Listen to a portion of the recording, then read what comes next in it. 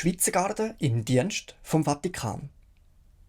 Seit mehr als 500 Jahren wird der Papst von der Schweizer Garde bewacht. Aber wie ist es dazu gekommen? Und warum haben ausgerechnet die Schweizer diese Aufgabe übernommen? Angefangen hat alles im Jahr 1506, wo die ersten Schweizer auf Anfrage vom damaligen Papst Julius II. Eingetroffen sind. Als offizieller Gründungstag der päpstlichen Schweizer Garde gilt der 22. Januar 1506. An dem Tag sind 150 Schweizer unter ihrem Hauptmann, Caspar von Silenen aus dem Kanton Uri, dort Porta del Popolo in Rom einmarschiert. Daraufhin sind sie zum ersten Mal in den Vatikan eingezogen, wo sie vom Papst Julius II. Gesegnet worden sind und so ihren Dienst aufgenommen haben. Die Wahl vom Papst, Schweizer Söldner anzuwerben, ist nicht von ungefähr gekommen. Zum einen sind die Kantone der damaligen Eidgenossenschaft mit 500'000 Einwohnern überbevölkert gewesen. Aufgrund der schwierigen wirtschaftlichen Lage hat eine grosse Armut geherrscht. Der einzige Ausweg aus dieser Situation ist oft der lukrative Söldnerdienst gewesen, weil man da Geld verdienen und so die Familie daheim ernähren. Und der Söldnerdienst im Allgemeinen ist in jenen Zeiten relativ üblich gewesen. Zum anderen haben die eidgenössischen Soldaten einen guten Ruf genossen und haben aufgrund von ihrem Mut, ihrer edlen Gesinnung und sprichwörtlichen Treue als unbesiegbar gegolten. Sie haben eine geschickte Bewegungstaktik erfunden, ohne Kavallerie oder Artillerie, wo allen anderen überlegen war. Im Kampf haben sie eine undurchdringliche, mit Eisen gespickte, halbbewegliche Mauer gebildet.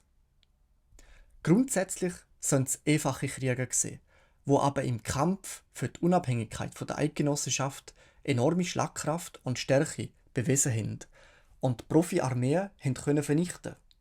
Zum Beispiel in den Burgunderkrieg gegen den Karl der Kühne. Da haben sich natürlich auch die Herrscher und Machthaber von Europa gedacht, da muss was dran sein, und die Schweizer Söldner für den Kriegsdienst angefordert. Somit haben viele Schweizer Soldaten Dienst in Deutschland und in Italien geleistet und die Kantone haben diese Art der Emigration nicht verhindern. Sie haben es aber zumindest versucht zu kontrollieren und haben ein Kontingent von rund 15'000 Männern gebildet, die für den Söldnerdienst angeworben werden. Da ist dann von der kleinen Föderation der Kantone organisiert und kontrolliert worden. Für die Vergabe von Kriegsleuten haben sie dann Weizen, Salz oder günstige Handelsbedingungen bekommen. Am Anfang war so ein Einsatz nur auf kurze, grosse Feldzüge befristet gewesen. Man hat den Kriegsdienst als vorübergehende, nur den Sommer überdauernde Emigration betrachtet und ist dann wieder in die Heimat zurückgekehrt. Über den Winter hat man vom Sold und von der Kriegsbeute gelebt. Die Schweizer Söldner sind aber immer beliebter geworden und schon seit 1497 hat zum Beispiel der König von Frankreich eine ständige Schweizer Leibwache beschäftigt. Und da hat es ihm der Papst gleich tun und die Eidgenossen angefragt, ob sie ihm Infanteristen schicken könnten. Und darum ist der Hauptmann, Caspar von Silenen, mit 150 Männern in Richtung Süden gezogen. Der Winter war ungewöhnlich mild und vermutlich haben die Söldner die Route über den Gotthard gewählt und so Ende Januar 1506 Rom erreicht.